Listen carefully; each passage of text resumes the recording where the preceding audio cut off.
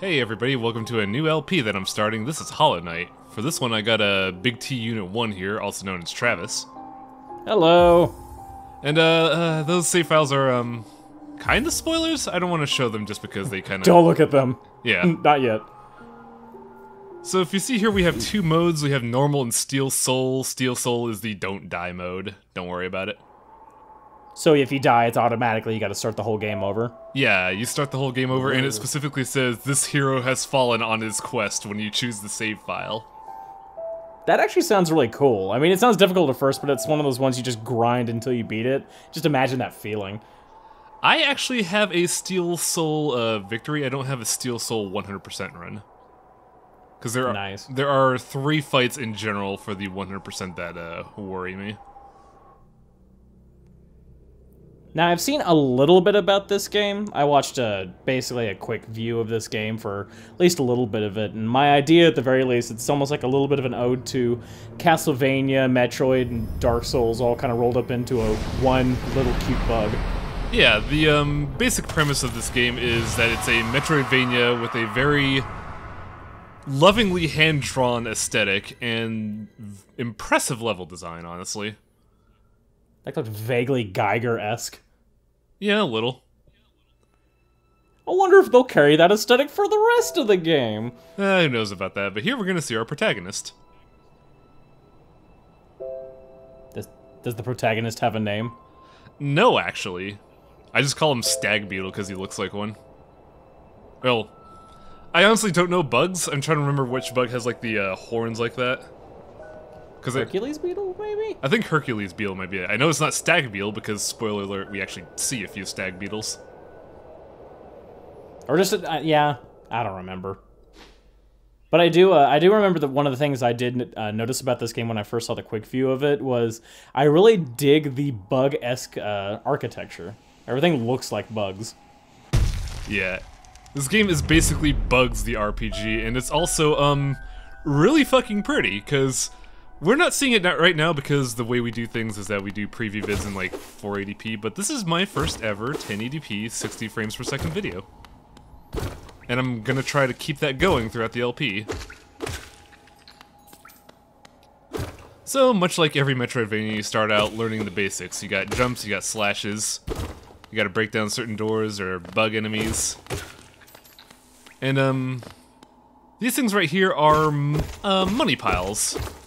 Typically, if you punch them, you get a little bit of money. However, it's a pain to collect. If you wanna just grab them super quick, stand in the center and slash, because that's where they spawn. One thing I did notice is that your impacts on, I guess, those certain enemies and walls caused a knockback effect. Does that get a little annoying, or is that actually used for gameplay implementation? It's, a little annoying. I can understand why they did it, but there are ways around it. You could get accessories that circumvent that, or you could just air attack and it doesn't happen. Oh, I thought maybe you could use it as some kind of... Oh, that looks like it does knockback. But I was thinking maybe it was some way you could utilize to jump to, like, ledges you can't reach, because you could hit these enemies and just bounce between each one. You actually can do that in some circumstances, yeah. The knockback can be used to gain vertical and horizontal gain. It's just not present here right now. Actually, there is one example that we're going to be seeing soonish? I want to say soonish. Over here... These are called life bugs. They give you overhealing. With the power of grotesque. Yeah, we're basically just, you know, killing larvae and enjoying their delicious juices to get more, disposable HP. It's an interesting change in art styles between the characters and the actual environment, because, as I mentioned, the environment's very Geiger, but the animation on the characters seems very flat in its colors, so it makes them very distinct. Yeah, I can see that. Now, here's an interesting little, bit here. This looks like something you can't really do right now, right? Wrong. Oh shit, so what I just said happened. Yeah. I actually didn't know that until my 3rd playthrough, and I completely spaced on it. The game doesn't expect you to do that. They want you to come back when you have double jump, but you could just slash the spikes and get knockback. And for doing that, you get a... Some high-level shit, speed running shit. Yeah, for doing that, we get a unique accessory.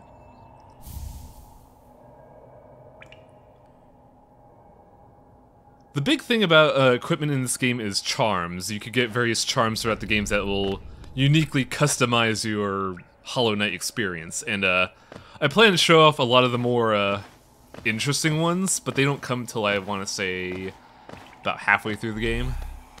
Kind of work like Dark Souls rings or something. A little bit way more dynamic, because from what I've experienced in Dark Souls, they only give you like very minute things, like increases numbers for iframes or defense or the like. This one, badges actually edit the gameplay. Oh, that's nice. Now they make you fall into this pit to do two things: teach you about secret paths and breakable walls. Of course, it's a Castlevania-esque game. There's going to be a million breakable walls. Oh yeah, oh yeah. When I first beat this game and got 100%, I went ahead and just binged other playthroughs, and some of the secrets made me mad. Like, I say I got 100%, but there's a lot of tech that they just don't consider in 100%. I'm already digging these backgrounds a lot.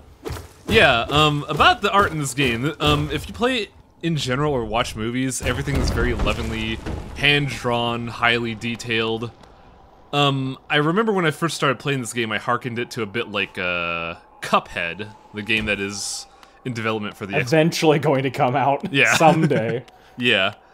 And the animation is a lot similar to that in that it's basically like an animated film.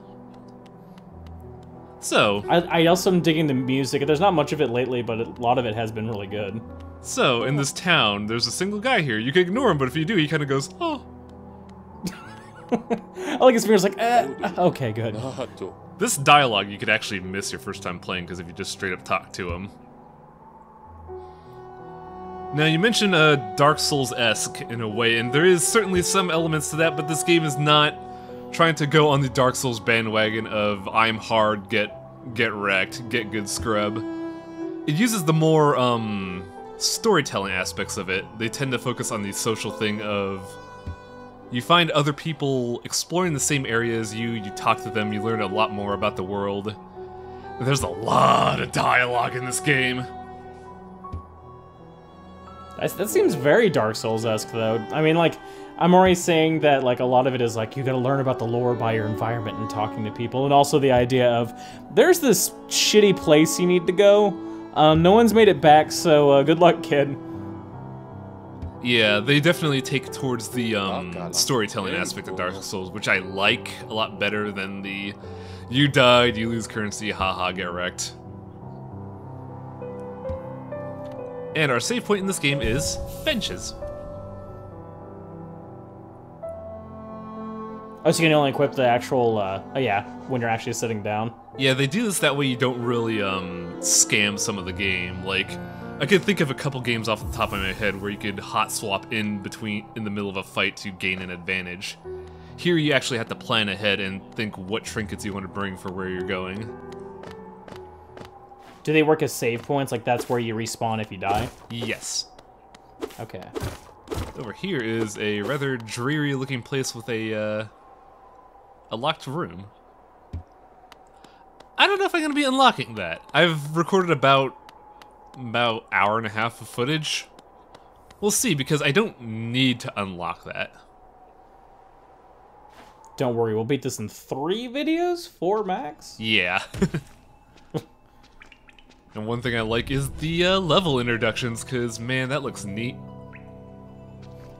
Oh, looked like water was dripping off the title. I thought that's sick. But yeah, this is our introductory area, the Forgotten Crossroads, and it's actually quite big. So big, I had to split it into 2 videos. I like this idea of this entire society of bugs, and then there's just evil primal bugs. Oh, already? Yeah. Say hello. Want to join the way of the white? No. Oddly enough, the first guy you meet is not crestfallen. He's actually a very positive person. You will beat this game. Yeah, that's one thing I want to mention. This game does take inspirations from Dark Souls. It doesn't directly rip from Dark Souls, thankfully, but it does its own things. Namely, there's a lot of positivity in this game. People are just not like, this place is awful, I hate it, I want to die, but I can't, you're gonna lose your mind. Quirrell here is like, wow, this is fascinating, look at this place, it's so old. I do so love a mystery. You think that's done for the player's benefit, or is it just a stark contrast from the environment? Oh, that's a tough question. Because it seems almost kind of ironic and even off-putting that a character would be like, oh, life is great, when everything looks like doom and death. I'm genuinely hard to say, because the more you talk to Quirrell, the more you realize he is just generally a positive person. There are kind of more pessimistic people, there are neutral people. There's a wide variety of the cast here, but I feel like it's meant to make this game feel a bit more welcoming. Like when you meet people that are either just, you know, appreciative of you being there, they're curious about you, it makes the players a bit more interested in the game rather than finding a guy that says, oh, you're going to die a lot over and over again. Well, see, there's two trains of thought on that. It's either that one guy that makes you, oh, you make you feel depressed here. But in my fact, like, if I see the crestfallen guy, I'm like, you know what? You can go fuck yourself, weakling. Yep. And, oh yeah, I think... Oh. Mouse Senpai showed up. Well, I was doing this because I'm testing new recording setups, and I was trying to make sure nothing has, gotten any frame drops. I do have a, not even the mouse. Propensity of forgetting edit points, but... hopefully I got all of them. But see, another comparison we always make, because I've been bringing up Dark Souls a number of times, but obviously Castlevania. Oh yeah. Do you have anything like like when you kill enemies, do you get like a bestiology or anything like that to kind of understand about them or anything like that? We get that in video 3, actually. Oh, nice. And the bestiary is actually kind of cool in this game, albeit a little grindy, but we'll discuss that when it happens. I feel like that's one of those things that if you want to get 100%, you gotta find every single thing. Actually, no, but here's our first mini-boss. Now, when that's actually a very quick attack. Now, when I first saw this, I was like, man, they're already pulling out Havel the Rock, really? Oh yeah, nice Dragon's Tooth. Oh shit. Yeah, this boss, when you first fight him, is a little tricky because of how fast he is. Also, his hammer does 2 damage as opposed to everything's 1. And we're gonna get introduced to how you heal in this game. Aw. Hey buddy, what are you? That is a silkworm, I want to say? It's not a silkworm, but it has a distinct name that I can't remember. But yeah, that's one of the collectibles in this game. They're just lying around, you save them from their jarred fate, and you actually get paid to find them. They're those adorable creatures known as vomit grubs. No, we'll be seeing those later in the LP. Now here's an area that we probably won't see for a while, but I did want to introduce a new NPC because I always forget about her.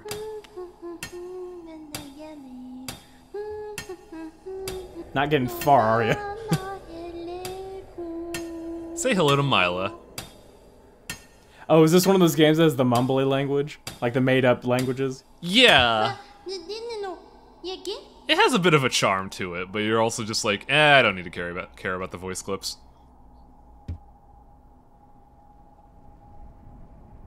So positive and a little bit on the nervous side, I guess. Everybody loves this character.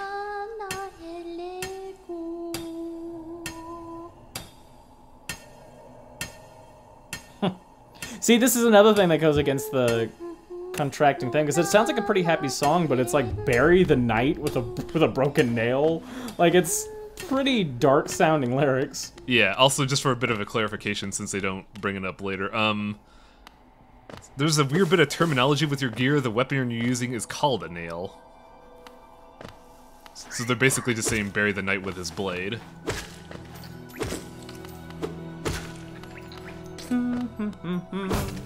Fuck the police coming straight from the underground. So we could go down that path, but it's locked off, so I'm not even gonna bother. Now, one thing that you... Oh, did you just block that stalactite there, or did you just not get hit by it by barely? I just barely didn't get by it, but if you know this game intimately and you can anticipate the stalagmites, when they're falling, you could punch them and attack people with them. This area... This is giving me, because you're making the Castlevania comparison, but the enemies in this environment is reminding me even more of Metroid. Because just all the bug and the alien feel of everything. Yeah, I could definitely see that inspiration there, because a lot of the stuff in the first area reminds you a lot about Metroid, namely with all the bugs crawling along the wall and the color scheme and the architecture. Yeah, I could definitely see them being more Metroid-esque. Ironically, you were not raised by a human parrot. Nope. Now, we were talking before about doing sequence breaks and stuff, depending on knockback. This is one bug that you can't get by doing so. At least I haven't tried, because just now I realized there's a fly bug there. I should probably try that on my next recordings. Aha! I just figured out as soon as you said it. I was going to say you need a double jump for that normally, but then I was like, wait a minute, that fly bug. You're offending the speed bug community. Excuse me. Oh, there's already a huge speedrunning community. As of these recordings, which is like mid-April, they've already started doing signups for this year's Summer Games Done Quick, and Hollow Knight's on the docket for 80% no glitches, and the estimated run is at 45 minutes right now. Wow. Like, I could see that, but I can't really see myself doing it because it requires a lot of tech.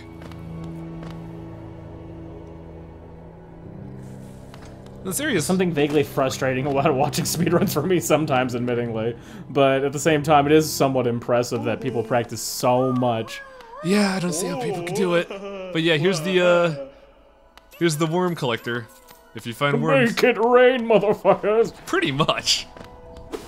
As you collect bugs, you could come back here and get your payment for them, and he'll give you payment per worm. You're not gonna miss out on anything, so you can just come in there whenever you're in the area and just be like, hey, can I get my cash now? I kind of want to buy something. So he only gives you money. He doesn't drop items after a certain point. He'll drop items at sometimes, but a good 80% of the items you're gonna get is money. Kind of reminds me of those old octopus things in Link Between Worlds. Yeah. Now for a new NPC. God, we've been running into a ton of NPCs early on. Yeah, they do that mainly to facilitate a couple gameplay concepts. This is our map guy.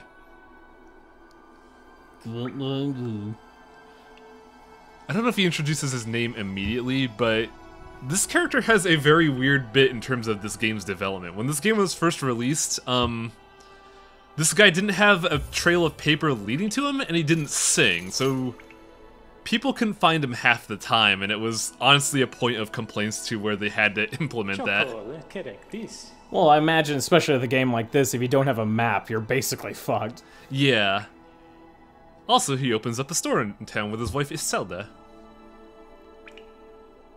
It was closed before, but I'll text her to say you're coming. I do remember specifically 2 instances of this guy that I could not find, and I had to look up a guy and think, how the hell was I supposed to know that? The creepy thing is just because imagining its mouth at the end of that appendage. You see these little lips moving up and down? You want to meet my wife? This is Cornifer. And now that you've mentioned that, I've realized that, yeah, his mouth is at the end of his proboscis, and that's weird. Because we're looking at his eyes, and his mouth is like below going, hey man, you want to buy some maps? Yeah, exactly. How you doing, little buddy? Now, I believe I show off the map a little bit later, but the first area is remarkably huge. Like, there's a bunch of branching points. So easily, you could probably spend an hour or so in here alone. Mm-hmm. In fact, I think this area was an hour, and that's why I split it into 2 videos. Scene, you didn't think about hitting the flying bug. Come on. It didn't occur to me because it was off screen at the time. That one though was kind of obvious because you learn about hitting things in general that gives you knockbacks. You're just like, oh, I can hit this worm, and then bam, you're up there. Now, water in this game is bizarre. I'm sorry to interrupt you, but there's a thing about water in this game. Our little buddy here can swim, just not for the first few areas. Not because of, you learn how to swim, but because a lot of the water is acidic. Oh, yeah. That's, like, pretty toxic. Yeah, quite click for me initially when I was first playing, but that's actually the case. Which is a little weird, because you think they'd show you benign water first, as opposed to harmful water. Interesting that that you reset when you touch the water, but the enemy doesn't respawn. I think it's because the areas, you've done the work, so they're just like, yeah, we're not gonna make you do busy work, here you go.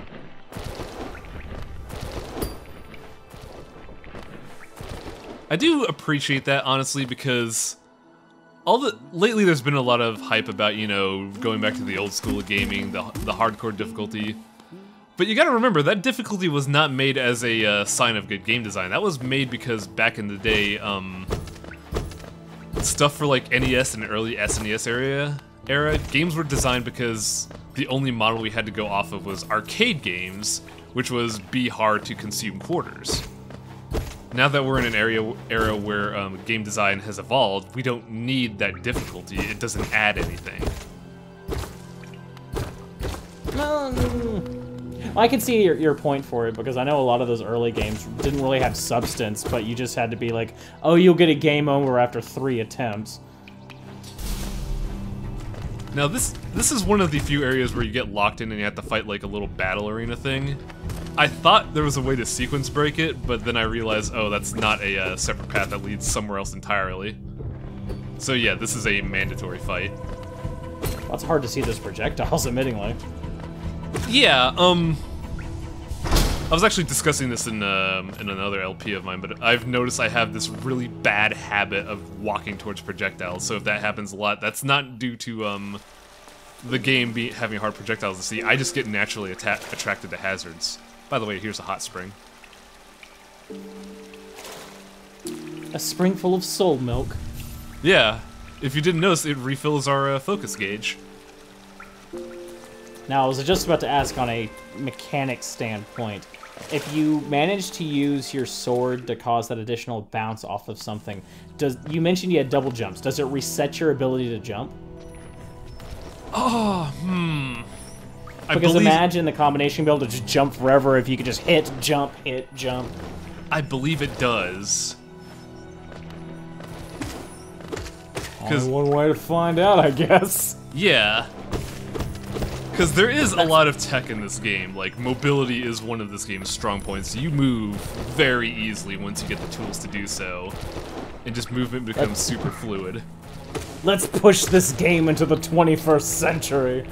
Pretty much. Like, I enjoy how mobile you are in this game. It feels good to move around. Do you have wall jumps? Yes. I guess that's probably like a badge or something. No, it is a upgrade. Uh-huh. Because I did notice, at least the badges, they have, like, some of them take up more space than others, so you have permanent buffs, and then you have gameplay badge buffs you can add, at least of your own volition. Yep. And remove. There are a lot of badges. None of them add necessary gameplay, but they do add quality of life things for you. We'll be seeing those in video, too. Is there much replay value to this game? Like, do you get, like, special items by beating it, or different costumes, or anything like that? Sadly, no. But there is a lot of substance to this game. Like, I bought this game and it was 15 bucks. My first playtime was 40 hours. Ooh. But yeah, almost as close as your Darkest Dungeon playthrough. Yeah. Glad that's off my plate. That could only end in tears. Yeah, Speaking of which, as you get consumed by the Hell Maw. Well, I'm only getting consumed because I really wanted that money. But yeah, I couldn't think of a good place to split the video, so we're gonna see the rest of the level next time. See you folks later. The Attack of the Graboids. I mean, graboids. Are graboids insects? I don't know. Aren't they like mammalian? Well, they have those insect faces. Yeah. And then the second one, they turned into the, like, legged graboids. Yeah, I saw the second one. I've seen all 5, I want to say, because I know you have graboids, you have the other ones, which are walkers, then you have the third one with the remarkable ass blaster. Then you have the prequel. Sorry? Yeah, there was the fourth Tremor. I don't know how we got on this topic at the end of the video. Why does the Graboid have a sexy ass? Like, explain that. In Tremors 4, it was a Sci-Fi Channel exclusive, and it was a admittedly not a great one, but the Graboids got the Graboids got wings, and they need propulsion in order to do so. And in order to do so, they combust gases out of their ass in order to propel themselves. What's this Shrek level bullshit? I know, right? Fucking. At least the prequel was good. The prequel didn't have anything as crass as that, but yeah. Next time on I was like, what bad sci-fi movie based on a movie that already exists? What is this, like, Starship Troopers 2? Hey now, I'll have you know, no, you have Sharknado, which was good, and then there was Lavalantula, which was hilariously stupid. Alright, is one of the bosses Lavalantula in this? No! I love the name, that's about it. Sadly, no. We will see. Now is the question, obviously completely off subject, is the Lavalantula the size of a normal tarantula, or is it just giant and also on fire? It's giant and also on fire because a tiny lava tarantula is not threatening, but a big one sure is. A tiny one would be just as scary, to be honest. Well, yeah, because it will save a small house fire that jumps on you. Oh god, sci-fi is just rife with... Sci-fi is just a place people go to where just like, yo, I had this really weird dream and I made it into a movie. Can we play it? Sure, why not? We really want octopus and sharks to fight each other. People will love it. Say that, but Sharknado 2 had a thing called the Terrorcuda, which was a pterodactyl and a barracuda. The Terrorcuda. I think the name is what sells them. They go to the office just going, get this, Terracuda. I don't care what this is about, make it. That is actually that is one of the lines in the first 10 minutes of Sharknado 2. Or, no, that's Sharktopus, not Sharknado, sorry. Oh, of course, gotta get your lore right. How did this become not? So, Hollow Knights. Yeah, next time on Hollow Knight, we're gonna get our first boss fight and our first, upgrade. Sound that little apprehensive upgrade? I mean, technically it's an upgrade, but it's not like, you know, it's not like one of the big upgrades. It's good, but you'll see. Till next time, folks. In the meantime, I'm gonna watch that movie with the Assoid in it. Ass Blaster? Ass Blasteroid.